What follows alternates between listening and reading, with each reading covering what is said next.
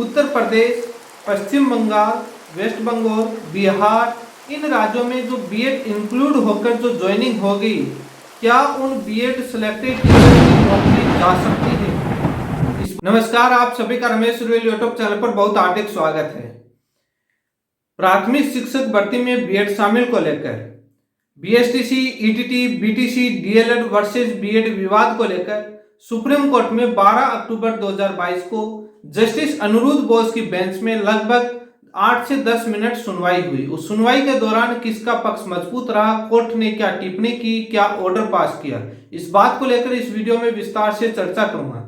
इसी के साथ में उत्तर प्रदेश, पश्चिम बंगाल, वेस्ट बंगाल, बिहार, इन राज्यों में जो बीएड इंक्लूड होकर जो ज्वाइनिंग हो गई, क्या उन बीएड सिलेक्टेड टीचर्स की नौकरी जा सकती है, इस बात को लेकर इस वीडियो में चर्चा करूंगा।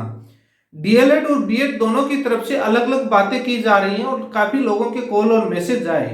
उत्तर प्रदेश की 69,000 शिक्षक भर्ती में सिलेक्टेड बीएड टीचर्स को क्या नौकरी से हटाया जा सकता है? इसी के साथ में बिहार में जो बीएड इंक्लूड होकर ज्वाइनिंग हो गई, क्या उन बीएड सिलेक्टेड टीचर्स को नौकरी से हटाया जा सकता है? वैसे ही वेस्ट बंगाल में बीएड इंक्लूड होकर ज्वाइनिंग हो गई, क्या बीएड सिलेक्टेड टीचर्स को हटाया जा सकता है? इसी के साथ में मध्य प्रदेश, राजस्थान, पंजाब, हिमाचल के इशू को लेकर के भी चर्चा करूंगा। इस वीडियो को पूरा जरूर देखें और हर एक बिंदु पर विस्तार से चर्चा करूंगा कि कानून और लीगली रूप से क्या इश्यू सामने आ रहा है, चाहे मध्य प्रदेश का हो चाहे बाकी और स्टेट का हो। सबसे पहले सुनवाई को लेकर चर्चा कर लेते हैं, उसके बाद तमाम राज्यों के इश्यू को लेकर चर्चा करूंगा। मैंने सुनवाई से पहले दिन एक वीडियो अपलोड किया था जिसमें मैंने कहा था कि ओनली तारीख और डेट मिलेगी, बाकी कोई भी आर्गुमेंट्स नहीं होंगे। लेकिन काफी लोगों के सवाल है कि आर्गुमेंट्स हो गए, 8 से 10 मिनट हियरिंग हो गई, आप बोल रहे थे कि हियरिंग होगी नहीं। भारत सरकार के additional solicitor general Shrimati Aishwarya Bhati ji के हस्बैंड की डेथ होने की वजह से इस दुख की घड़ी में वो सुप्रीम कोर्ट में पैरवी नहीं कर रही है, इसलिए उन्होंने एडजॉर्न का लेटर सभी एडवोकेट्स और सुप्रीम कोर्ट में दिया। तो उस मैटर पर जब ये डिस्प्यूट डीएलएड वर्सेस बीएड का है, डीएलएड वर्सेस एनसीटी और एमएचआरडी का है, जब एमएचआरडी अपनी फाइल पर एडवोकेट्स पैरवी करने नहीं आ रहे तो आर्गुमेंट्स कैसे होंगे? लेकिन एनसीटी का नोटिफिकेशन सही है या गलत, इस बात को लेकर कोई भी कल 12 अक्टूबर को बहस नहीं हुई। लेकिन आगे की डेट दी गई, लेकिन सीनियर एडवोकेट मीनाक्षी रोड़ा जी ने पैरवी की, जिसमें वेस्ट बंगाल और बिहार को लेकर के कई इश्यू सामने आए, जिसमें डीएलएड कह रहा है कि हमारा पक्ष मजबूत हुआ और बीएड कह रहा है हमारा पक्ष मजबूत हुआ। इस बात को लेकर के भी विस्तार से चर्चा करूंगा। तो उस समय जब सुनवाई हुई, उस सुनवाई के दौरान राजस्थान बीएसटीसी संघर्ष समिति की तरफ से मात्र एवार थे और कोई सीनियर एडवोकेट वहां नहीं थे। लेकिन मीनाक्षी रोड़ा जी को वेस्ट बंगाल ने अपीयरिंग के लिए एंगेज किया और उन्होंने कोई एसएलपी लेकर आए। वो एसएलपी क्या लेकर के आए, इस बात को चर्चा करने से पहले यूपी के 69,000 शिक्षक भर्ती की बात कर लेता हूं। उत्तर प्रदेश में 69,000 की वैकेंसी आई जो कंप्लीट 2020 में हो गई। अब वहां पर डीएलएड और बीएड दोनों ही बोल रहा है कि डीएलएड कह रहा है कि हम यहाँ पर सिलेक्टेड बीएड टीचर्स को नौकरी से हटवा देंगे, उधर बीएड भी कह रहा है। लेकिन रियलिटी में उत्तर प्रदेश में सिलेक्टेड बीएड टीचर्स को नौकरी से नहीं हटाया जा सकता, जिसके कारण है उत्तर प्रदेश में जब वो विज्ञापन आया था, जब भर्ती की प्रोसेस चल रही थी, उस समय एनसीटी के नोटिफिकेशन को चैलेंज नहीं किया गया, उनके विज्ञापन को चैलेंज नहीं किया गया, इसलिए उनको नौकरी से कैसे हटाया जा सकता है? कोई मामला 10 साल बाद जाए, उस कानून को लेकर उसको रद्द करवाए तो पहले की भर्तियों पर लागू नहीं होता है। जिस भी राज्य में राजस्थान हाईकोर्ट के द्वारा 25 नवंबर 2021 को दिए गए फैसले के बाद जहां पर ज्वाइनिंग हुई है वहां पर हटाया जा सकता है। लेकिन वेस्ट बंगाल, बिहार और उत्तर प्रदेश तीनों राज्यों में राजस्थान हाईकोर्ट के फैसले से पहले ज्वाइनिंग हो गई वहां पर, और वहां पर यह फैसला लागू नहीं किया जा सकता। और उत्तर प्रदेश का मामला तो सुप्रीम कोर्ट तक गया, जो रामशरण मौर्य बनाम जो केस गया था, जहां पर स्टेट को बाइंडिंग किया था कि आपको एनसीटी की गाइडलाइन फॉलो करनी है, जब मामला वहां तक गया था, जब उस समय के उत्तर प्रदेश के डीएलएड कैंडिडेट ने जब अपने उस नोटिफिकेशन को चैलेंज ही नहीं किया, तो वहां पर कैसे हो सकता है? लेकिन गुमराह कर रहे हैं। ऐसे ही बिहार और वेस्ट बंगाल की बात करूं तो बिहार के अंदर भी जो सिलेक्टेड बीएड टीचर्स हैं उनको नौकरी से नहीं हटाया जा सकता। उनको क्यों नहीं हटाया जा सकता? जब वहां का रिक्रूटमेंट का एडवर्टाइजमेंट विज्ञापन आया था, उस समय प्राथमिकता को लेकर हाईकोर्ट में केस लड़ रहे थे, और प्राथमिकता को लेकर के वहां पर चैलेंज हुआ था मामला। हाईकोर्ट ने कहा कि प्राथमिकता दे सकते हैं, बट आपको पॉलिसी बनानी पड़ेगी और आगामी भर्तियों में। उसके बाद उस भर्ती में नहीं दिया प्राथमिकता, तो वो भर्ती स्मूथली चली और बहुत सारी प्रोसेस कंप्लीट हो गई, और राजस्थान हाईकोर्ट के जजमेंट से पहले ज्वाइनिंग भी हो गई। और जो उस समय बिहार के साथियों ने बहुत सही काम किया था, सुप्रीम कोर्ट में एसएलपी फाइल होने और सुनवाई से पहले बिहार के साथियों ने अपनी ज्वाइनिंग ले ली। वो बहुत ही बीएड के सिलेक्टेड साथियों ने उस समय माइंड यूज किया था, और उस समय भी मैंने वीडियो के माध्यम से कहा था कि बीएड के बिहार के साथी बहुत शानदार हैं, अच्छा माइंड यूज किया था, और वो आज उनके लिए और प्लस पॉइंट हो गया। हालांकि वैसे प्लस पॉइंट था क्योंकि राजस्थान हाईकोर्ट के जजमेंट से पहले उनकी ज्वाइनिंग होगी। वहां पर नोटिफिकेशन, जो वहां का विज्ञापन है बिहार की जो वैकेंसी का, वो एनसीटी के नोटिफिकेशन को लेकर के चैलेंज नहीं है कि वो नोटिफिकेशन, और ना ही नोटिफिकेशन को चैलेंज बहुत बाद में राजस्थान हाईकोर्ट का जजमेंट, उससे पहले उनकी प्रोसेस कंप्लीट हो गई। बीच भर्ती में नियम कैसे बदल सकते हैं? ये भी सुप्रीम कोर्ट का फैसला है। भर्ती के बीच में नियम नहीं बदले जा सकते। वो तब है जब कुछ भर्ती कंप्लीट हो जाए, उसके बाद आपको मालूम चले, उसके बाद जाएं। लेकिन राजस्थान और पंजाब और हिमाचल को लेकर भी बात करूंगा, तो उत्तर प्रदेश और बिहार के अंदर सिलेक्टेड बीएड टीचर्स को नौकरी से नहीं हटाया जा सकता। अब इसी के साथ में आईए को लेकर के भी चर्चा करूंगा, जो आईए लगी अलग अलग राज्यों से। वेस्ट बंगाल की बात करूं, वेस्ट बंगाल के वहां पर सुप्रीम कोर्ट एसएलपी लेकर पहुंचे, और बिहार के लोग भी एसएलपी लेकर पहुंचे। वो क्यों पहुंचे? वो सब्जेक्ट टू आउटकम वाला। जैसे राजस्थान में बीएड के कैंडिडेट पिटिशनर का जो खेल चलाया था, वही बिहार के अंदर डीएलएड के कैंडिडेट पिटिशनर का खेल बना रहे। उसमें आपको बेनिफिट समझ में आ गया होगा। राजस्थान में बीएड के कैंडिडेट ने जो पिटिशनर का जो पहले का गुट और आपका गुट दोनों ने बराबर किया था, वो सभी एक के अंदर थे, एक साथ थे, सभी मिली भगत थी। तो उन्होंने जो पिटिशनर का जो खेल चलाया था, वही वहां पर डीएलएड के बिहार के अंदर कर रहे हैं, और वही उसी चीज के बेनिफिट के लिए, उसी इरादे से। इसलिए जो डीएलएड के लोग हैं वहां पर, चाहे बीएड के, बीएड के लोगों को नौकरी से नहीं हटाया जा सकता। डीएलएड के जो पिटिशनर का खेल है वो बिल्कुल गलत है, नहीं मिल सकती। अब इसमें बात की जाए वेस्ट बंगाल की। वेस्ट बंगाल के अंदर भी पिटिशनर का खेल चला। वेस्ट बंगाल के अंदर हाईकोर्ट में था। वेस्ट बंगाल में 16,000 वैकेंसीज आई। उस वैकेंसी के अंदर बीएड को बाहर करना, हाईकोर्ट में जब उन्होंने रिट फाइल की तो कोई भी अंतरिम रिलीफ की डिमांड नहीं की। यह हाईकोर्ट के ऑर्डर में मेंशन भी है पीछे वाले में। जब राजस्थान हाईकोर्ट का जजमेंट आया, उसके बाद वो एप्लीकेशन लगा करके हाईकोर्ट में गए। उस समय हाईकोर्ट ने कहा कि आपने आज रिलीफ मांगी है, पहले क्यों नहीं मांगी? ये तो राजस्थान हाईकोर्ट के जजमेंट के बाद मांगी। तो ये बिहार वाले ध्यान से सुने, बाद में जाकर के कोई रिलीफ मांगे तो नहीं मिलती और लागू नहीं होता है। यही वेस्ट बंगाल में हुआ था। वहां पर जाकर के अंतरिम रिलीफ मांगे, हाईकोर्ट ने मना कर दिया कि पहले क्यों नहीं आए थे आप। तो दूसरा जो प्रोसेस है, एक रिक्रूटमेंट में 2 रूल फॉलो नहीं हो सकते। वेस्ट बंगाल में 16,000 वैकेंसी, 16,000 वैकेंसी में से 70 to 80% सीट है बीएड इंक्लूड होकर कंप्लीट होगी। 20 to 30% वैकेंसी रिमेनिंग है, वैकेंट है, उन पर बीएड को बाहर करके ज्वाइनिंग दे दो। How is it possible? ये पॉसिबल ही नहीं है। एक भर्ती में 2 नियम नहीं लागू हो सकते, फॉलो नहीं हो सकते। कोई भी एजेंसी एक रिक्रूटमेंट में 2 नियम, 2 रूल्स फॉलो नहीं कर सकती। आज जैसे राजस्थान के अंदर बीएड बाहर होकर के ज्वाइनिंग होगी, रीट 2021 में सीटें खाली हैं, कुछ वेटिंग आई है अभी, जैसे कुछ और भी आ सकती है वेटिंग, मालूम नहीं, मैं ऐसे ही एक एग्जांपल के तौर पर बता रहा हूँ। अब उस वेटिंग लिस्ट को लेकर के सुप्रीम कोर्ट में कह दें कि जो सीट रिमेनिंग है उस पर बीएड को इंक्लूड करके आप ज्वाइनिंग दे दो, कैसे दे सकते हैं? एक भर्ती में दो नियम कैसे लागू हो सकते हैं? तो वेस्ट बंगाल के अंदर भी पिटिशनर का खेल चला और वहां पर भी लागू नहीं है। ना वेस्ट बंगाल के और बिहार के साथ ही राजस्थान से चर्चा करिए।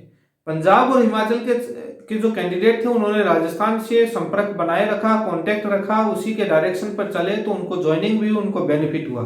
लेकिन बिहार के लोग भी अपनी ही लीला से चलते हैं। मैं ये नहीं कह रहा हमारी लीला से चले, वो इंडिपेंडेंट है, मैं एक बता रहा हूं। यही वेस्ट बंगाल के अंदर है। वेस्ट बंगाल में बीएड के जो सिलेक्टेड टीचर्स हैं उनको किसी प्रकार से घबराने की जरूरत नहीं है। उनको सर्विस से, selected BEd teachers West Bengal के रिमूव नहीं किए जा सकते सर्विस से। वहां पर इश्यू जो है वो रिक्रूटमेंट प्रोसेस कंप्लीट हो गया, राजस्थान हाईकोर्ट के जजमेंट आने से पहले वहां पर ज्वाइनिंग हो गई। वहां का जो वेस्ट बंगाल का जो रिक्रूटमेंट का जो एडवर्टाइजमेंट है वो चैलेंज नहीं है और कोई अंतरिम रिलीफ डिमांड नहीं की हुई है, तो इसलिए बीएड को कोई खतरा नहीं है। ना बिहार के अंदर खतरा है और ना ही कोई रिस्क उत्तर प्रदेश को है। उत्तर प्रदेश, बंगाल और बिहार को बीएड सिलेक्टेड बीएड टीचर्स को कोई रिस्क नहीं है।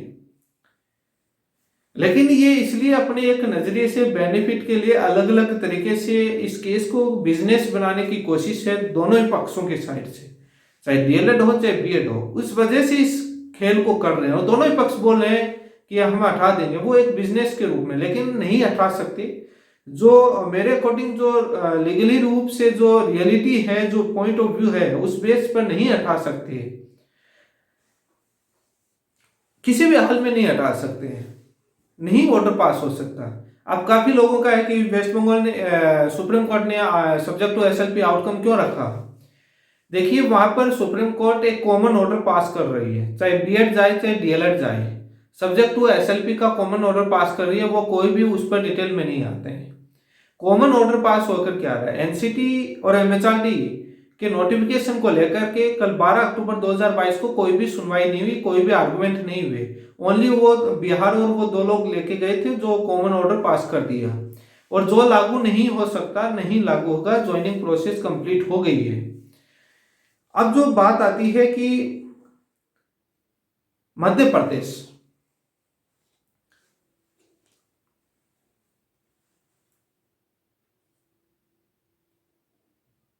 मध्य प्रदेश और पंजाब और राजस्थान और हिमाचल को लेकर के, मध्य प्रदेश में बीएड इंक्लूड होकर के भर्ती आ रही है और पंजाब में आज या कल में जो भी है वो बीएड बाहर होकर के रिक्रूटमेंट आ रहा है।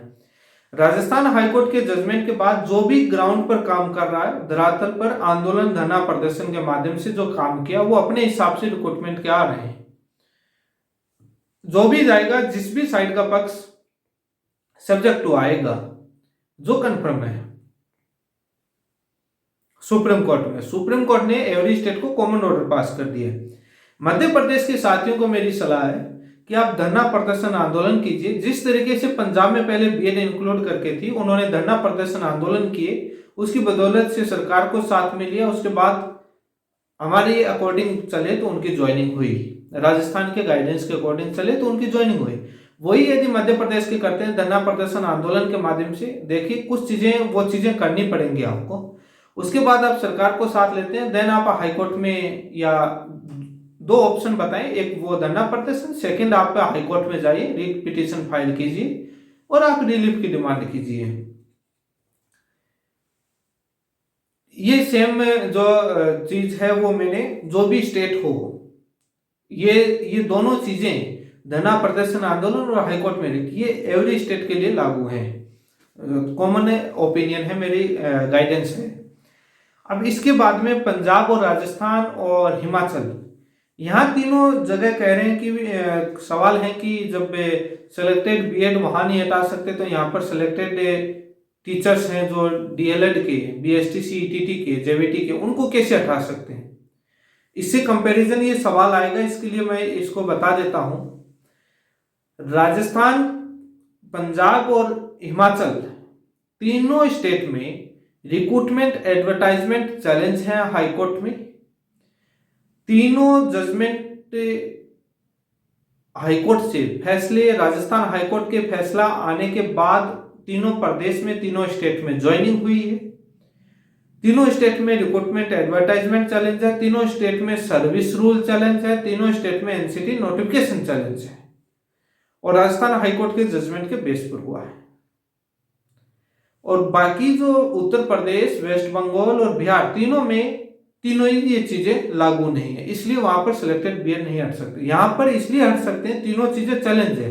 जब जिस विज्ञप्ति के बेस पर राजस्थान की, पंजाब की, हिमाचल की ज्वाइनिंग हुई है, उस विज्ञप्ति को जब अवैध ठहरा दिया जाएगा, चैलेंज की हुई है, तो उस विज्ञप्ति के बेस पर आपकी ज्वाइनिंग कैसे हो सकती है? आपको हटाया जाएगा। यदि बीएड शामिल होती है तो नई मेरिट बनेगी, नई कट ऑफ बनेगी और नए काम होंगे। जो कई राजस्थान के या जो सिलेक्टेड टीचर्स हैं, कुछ बातें कहते हैं कि हमें सुप्रीम कोर्ट से यदि हटा देगी तो हम धरना प्रदर्शन आंदोलन के माध्यम से सरकार से ले लेंगे, इलेक्शन है। मैं एक बात बता देता हूं, बीएड के इतने लोगों की लिस्ट बनेगी कि एक नई वैकेंसी आ जाए जो कोई भी स्टेट नहीं कर पाएगा। 10 से 15,000 लोग बीएड के लगेंगे और एक नई वैकेंसी के बराबर लगेंगे। जब 10,000 बीएसटीसी के हटेंगे और 10,000 जब बीएड के लगेंगे तो 10,000 सीटें क्रिएट नहीं करेगा सरकार। अब प्राइमरी लेवल की सीटें खाली कितनी है साला दर्पण पर देख सकते हैं, और वैसे ही नई वैकेंसी के लिए एग्जाम डिक्लेयर हो चुकी है। और कई लोग बोलते हैं कि हम ले लेंगे, इलेक्शन का मुद्दा है। ये सरकार है जो एक कमेटी गठित करेगी, बाद में ज्यादा करोगे तो एक कमेटी गठित करेगी, उस कमेटी की 12 महीने तक रिपोर्ट नहीं आने देगी। आप पीछे के कई भर्तियों के आंदोलनों में देख सकते हैं किस प्रकार से कमेटियां गठित की जाती हैं और उस कमेटी की कभी रिपोर्ट ही नहीं आती है, और रोज धरना प्रदर्शन आंदोलन करते रह जाओगे। आप दूसरी भर्ती की तैयारी करोगे, वहां नौकरी लग जाओगे, पीछा ही छोड़ दोगे। इसलिए जो सिलेक्टेड टीचर्स हैं, बीएसटीसी संघर्ष समिति का सहयोग करें। जब जब आपसे डिमांड की जाए उसका सहयोग करें। सहयोग का माध्यम पीछे के वीडियो में मैंने कई बार बता दिया है। उसके बाद धरना प्रदर्शन आंदोलन करोगे। सरकार, आपको मालूम है कि राजस्थानी सरकार कमेटी गठित करने में कितनी एक्सपर्ट है।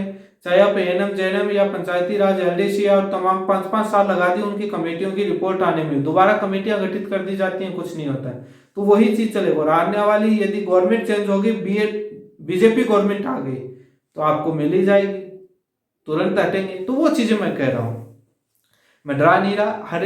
ये चीजें मैंने हर राज्य के लिए क्यों रखी है कि इस केस को एक बिजनेस बनाने की कोशिश की जा रही है दोनों पक्षों की तरफ से, और ये हर स्टेट के अंदर लीडर्स अपने ये बिजनेस की कोशिश कर रहे हैं। इसलिए मैंने जो स्थिति है, जो क्लेरिफाई किया, जो कानून और मुताबिक के अकॉर्डिंग जो मुझे पूरा जो एनालिसिस करने के बाद जो पॉइंट ऑफ व्यू आया, मैंने आपको निष्पक्ष रूप से इंडिपेंडेंटली मैंने व्यू रखा है।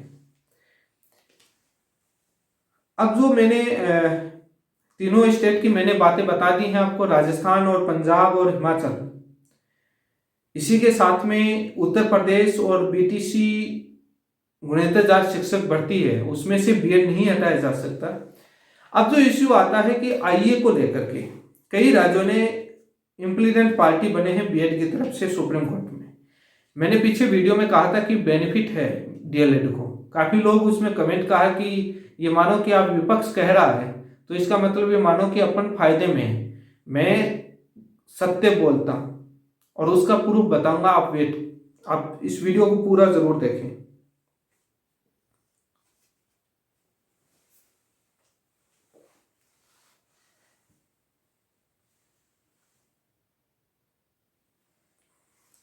उत्तर प्रदेश से इम्प्लीमेंट पार्टी बना है बीएड की तरफ से सुप्रीम कोर्ट में, उसका बेनिफिट है डीएलएड को, बीटीसी को। उत्तर प्रदेश में बीटीसी कोर्स ग्रेजुएशन के बाद होता है। जो एमएचआरडी और बीएड बार बार बोल रही थी कि ये लोग ग्रेजुएशन के बाद बीएड की भी है, इसलिए ग्रेजुएटेड है, इसलिए इनके पास क्वालिटी है, और इसी बात का वेट कर रहे थे, हम मौन थे कि पार्टी तो बनाए इम्प्लीमेंट ये लोग। लेकिन ये लोग बोल रहे थे कि ये गुमराह कर रहे हैं। इसीलिए उत्तर प्रदेश में बीटीसी कोर्स ग्रेजुएशन के बाद होता है, और जब ग्रेजुएशन के बाद होता है, जो पॉइंट एमएचआरडी और बीएड रखेगी कि ग्रेजुएशन के बाद सर ये ग्रेजुएटेड है, और जब एवरी स्टेट इंप्लीडेंट पार्टी बनाया है, इन्हीं के आर्गुमेंट्स में इन्हीं को उलझाया जाएगा। ये तो कॉमन है, मैं लीक नहीं कर रहा हूं, बस वेट कर रहे थे हम कि ये बन जाए, ये सभी को मालूम है। वहां पर ग्रेजुएशन के बाद बीटीसी होती है, और शायद नॉट 100% कन्फर्म, पंजाब में भी अभी ईटीटी कोर्स है वो ग्रेजुएशन के बाद होता है, और पंजाब के भी बीएड के साथ ही वहां पर इंप्लीडेंट पार्टी बन रहे हैं सुप्रीम कोर्ट में, शायद बन गए होंगे। हिमाचल और मध्य प्रदेश और उत्तर प्रदेश, इन स्टेट से तो बन गए हैं।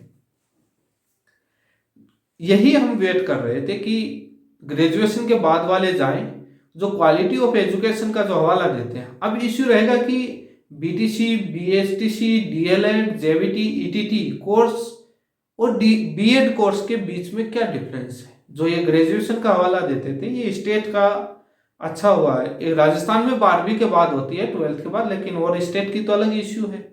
आप अच्छा है उनके आर्गुमेंट जो लेके आए हैं उत्तर प्रदेश की, मध्य प्रदेश के आर्गुमेंट वो मैंने पढ़े हैं उसी पर, इसीलिए मैं कह रहा था ये आईए लगा रहे हैं। बीएसटीसी, डीएलएड के लिए बेनिफिट है, और वो कैसे हैं वो मैंने बता दिया। कुछ और पॉइंट हैं वो समय आने पर बताऊंगा, अभी नहीं बताऊंगा। और इसी बात का वेट कर रहे थे कि ये आईए बनाए। हाँ, इतना है कि बीएसटीसी, डीएलएड को आर्गुमेंट का थोड़ा टाइम बढ़ गया, उनको थोड़ा सा बहस का जो टाइम है आर्गुमेंट का वो बढ़ गया, काउंटर आर्गुमेंट और रिप्लाई का, और बाकी कोई नुकसान नहीं हुआ। 12 अक्टूबर 2022 की सुनवाई में बीएसटीसी, डीएलएड हो या बीएड हो, दोनों ही पक्ष को ना कोई बेनिफिट हुआ है ना कोई लॉस हुआ है, कुछ भी नहीं हुआ है। एक फ्री का माहौल बना रहे हैं। वो क्यों बना रहे हैं माहौल, वो मैंने आपको अभी वीडियो में विस्तार से बताया। आगे सुनवाई है इस मैटर की 16 नवंबर 2022 को होगी सुप्रीम कोर्ट में, जस्टिस अनिरुद्ध बोस की बेंच में होगी। बाकी आगे की सुनवाई में क्या होता है उसको लेकर के आपको पूरी डिटेल में बता दिया जाएगा। चैनल को सब्सक्राइब कर लीजिए। एनसीटी के 28 जून 2018 नोटिफिकेशन बनाने की प्रक्रिया, राजस्थान हाईकोर्ट का फैसला, हिमाचल का फैसला, तमाम चीजों को लेकर के मैंने कई वीडियो बना दिए हैं, वहां पर आप देख सकते हैं। नेशनल एजुकेशन पॉलिसी को लेकर के, एनसीटी के कानून को लेकर के, प्रक्रिया को लेकर के मैंने कई वीडियो बनाए हैं, तो वहां पर आप जाकर के देख सकते हैं। कोई भी स्टेट का, जो भी स्टेट का है, मेरे वीडियो को शेयर जरूर कीजिए ताकि तमाम जगह आवाज पहुंचे। मध्य प्रदेश के साथ ही पंजाब के और राजस्थान के संघर्ष से सीखें कि धरातल पर कैसे आंदोलन करना है, कैसे करना है, उसी के बदौलत पर आपको वहां पर बेनिफिट मिलेगा। अदरवाइज आप देख सकते हैं कि पंजाब बेनिफिट ले रहा है और मध्य प्रदेश देखिए आप क्या हो रहा है। पंजाब के अंदर नई वैकेंसी आने वाली, आ गई होगी, आने वाली है, उसमें बीएड बाहर है, और राजस्थान के अंदर नई वैकेंसी आ गई बीएड बाहर होकर, और उत्तर प्रदेश में तो वैसे भी प्राइमरी की वैकेंसी आने वाली नहीं है। जो सोर्सेज मिले वहां पर निजीकरण और पीपीपी मोड की तरफ स्कूलें जा रही हैं वहां की गवर्नमेंट से, तो वहां पर वैसे ही प्राइमरी की वैकेंसी नहीं आनी है, भले ही आप डिस्प्यूट में फंसे हैं। मुझे नहीं लगता, जो रिपोर्ट मिली है जिस हिसाब से निजीकरण, उस हिसाब से कोई वैकेंसी आएगी। और जहां पर भी जिस स्टेट में बीजेपी गवर्नमेंट आएगी वहां पर यही पीपीपी मोड वाला चलना है। बाकी भारत सरकार के कई डिपार्टमेंट दे दिए हैं गवर्नमेंट ने। मैं यहाँ राजनीति करने के लिए बातें नहीं बोली हैं कि आप चाहे बीजेपी के सपोर्टर हैं या कांग्रेस के सपोर्टर हैं या और अदर पार्टी के सपोर्टर हैं, आम आदमी की पार्टी के, किसी के भी हों, लेकिन प्राइमरी टीचर में उत्तर प्रदेश में वैकेंसी आनी थी। चुनाव का समय था, उस समय भी नहीं है, उसके बाद भी अभी नजर नहीं आ रही है कोई भी। जब चुनाव के समय वैकेंसी नहीं आ सकती तो बाद में कैसे उम्मीद कर सकते हो। राजस्थान में तो आती ही चुनाव के समय में, जब चुनाव के समय में कोई वैकेंसी नहीं आती है तो बाद में तो उम्मीद ही छोड़ दीजिए। और वहां पर जो लेटर जो वायरल हो रहे हैं उस हिसाब से निजीकरण और पीपीपी मोड की तरफ जा रही है, तो वहां पर पता है कि कितनी वैकेंसी आनी है। तो उत्तर प्रदेश का तो मामला वैसे, और गुणवत्ता शिक्षक भर्ती में से बीएड नहीं हट सकता, चाहे उत्तर प्रदेश हो, चाहे बिहार हो, चाहे वेस्ट बंगाल हो, तीनों ही जगह नहीं हट सकते। बाकी लोग बोलने वाले, देखिए इस वीडियो के बाद में भी लोग अपने अलग अलग तरीके से कमेंट करेंगे। मैं कई लोगों के कमेंट में रिप्लाई दे देता हूं, तो विपक्ष तो मेरे उस कमेंट को भी लोगों को डराने के लिए और मोटिवेट करने के लिए यूज करता है। जो मेरे स्क्रीनशॉट आए, मैंने कहा अच्छी बात है कि मेरा कमेंट भी लोगों को डराने और मोटिवेट के लिए बेनिफिट हो रहा है, तो अच्छी बात है। लेकिन विपक्ष की मेरे हर वीडियो पर पैनी नजर रहती है कि ये क्या कर रहे हैं। लेकिन विपक्ष ये भी सोचता है कि ये लोग ये बोल रहे हैं तो इसका मतलब ये इनको डर लग रहा है। लेकिन मैं हमेशा सही और तथ्य बोलता हूं, चाहे किसी की भी पक्ष का क्यों ना हो। क्योंकि लीगली रूप से, जो कानूनी रूप से जो पॉइंट ऑफ व्यू आता है, जो मेरी नज़र में जो एनालिसिस के बाद, उसमें मैं नहीं बोल सकता। क्योंकि कुछ महीने बाद जब मैं एकदम साफ झूठ बोल जाऊंगा तो मुझे जवाब देना है। मैं कैसे आपके समक्ष रख सकता हूं कि वो ऐसे हो गया था। जो पॉइंट ऑफ व्यू जो सामने नजर आती है वो बातें तो बोलनी पड़ेंगी। उसमें कैसे जिनका संगठन हो, जिनको राजनीति करनी हो, जिनका बिजनेस हो, तो उन लोगों को झूठ बोलना पड़ेगा। वो लोग आपको मिसलीड करेंगे क्योंकि उनका बिजनेस बनाया है, चाहे किसी भी पक्ष के क्यों ना हो, तो वो लोग मिसलीड करेंगे। मैंने बिहार के साथियों को बहुत पहले भी एक वीडियो में कहा था, जो उन्होंने बहुत अच्छे माइंड को यूज किया, उन्होंने बहुत अच्छे रहे और बहुत सेफ रहे और उनके बहुत कोई दिक्कत नहीं हुई। क्योंकि उनकी ज्वाइनिंग सुप्रीम कोर्ट जाने से पहले हो गई, हाई कोर्ट के फैसले के आने से पहले और सुप्रीम कोर्ट के जाने से पहले भी हो गई। जब राजस्थान हाई कोर्ट की जो राजस्थान सरकारी वैकेंसी सब्जेक्ट टू एसएलपी आई, उससे पहले उनकी ज्वाइनिंग हो गई। तो ये ही वेस्ट बंगाल के अंदर हो गया था, यही उत्तर प्रदेश में। तो तीनों जगह से नहीं हटा सकते, लोग मिसलीड कर रहे हैं। और बाकी 16 नवंबर को फैसला होगा और उम्मीद है कि भगवान की कृपा रही तो फैसला होगा, आगे की तारीख नहीं मिलेगी। क्योंकि इस बार तो बड़ी दुखदाई घटना हो गई थी, इस वजह से वाजिब भी था कि कैसे पैरवी हो सकती है एमएचआरडी की तरफ से। तो इस पर मैं ये नहीं कहूंगा कि तारीख पर तारीख क्यों मिल रही है, क्योंकि वैसी परिस्थिति में आर्गुमेंट नहीं कर सकते और एडजॉर्नमेंट का ही लगता है। लेकिन सुनवाई कोई भी किसी भी पक्ष की नेगेटिव और पॉजिटिव नहीं रही। मिसलीड करने वाले लोग मिसलीड करेंगे। विपक्ष से और भी कई बातें बोल रहा है। बातें सामने आई कि हम एमएचआरडी के ऑफिस से शिक्षा मंत्री जी के घर जाके आए, वहां पर हमने उनसे मिले, हम उनसे मिले। पीछे बताया गया था पहले कि एजुकेशन सेक्रेटरी हैं, उनको शिक्षा मंत्री जी ने घर पर बुलाया, हम पास में बैठे, हमने पूरा मैटर एनजीटी के सामने हमने प्रोटेस्ट किया। तो ये बातें बोलेगी, जैसे बोल रहे हैं कि विपक्ष जैसे वहां पर जाकर नहीं आए। विपक्ष एनसीटी सचिवालय, शिक्षा मंत्री, तमाम मंत्री नेताओं के घर जाकर आया है। शिक्षा मंत्री जो फोटो डाल रहे हैं वो उन्हें जो मंत्री जी के गेट में एंटर होते ही जो गेट में ऑफिस है वहां की है, अंदर तो अभी गए ही नहीं है। शिक्षा मंत्री जी कैसे मिलते हैं, कैसे मेमो लेते हैं, वो विपक्ष पूरी तरीके से जानता है। इसलिए विपक्ष को मिसलीड ना करें, विपक्ष को हकीकत मालूम है, जो वहां पर घूम कर आए हैं। एनसीटी के सामने प्रोटेस्ट, एक फोटो एक बार बैठ करके फोटो ली हुई है, प्रोटेस्ट नहीं करने दिया गया। ऐसे तो भाई कोई भी विज्ञापन देने, ज्ञापन मेमो देने जाता है, ज्ञापन देने, तो वहां पर गेट पर लेते हैं, अंदर भी नहीं जाने देते। जब गेट पर लेते हैं तो वहां पर गेट पर आप बैठ सकते हैं साइड में, अंदर ज्ञापन देते हैं तब तक आप 5 लोग बैठे रहो। तो प्रोटेस्ट करते वहां पर सिक्योरिटी तुरंत अलर्ट हो जाती है, अरेस्ट कर लेती है, करने नहीं देते।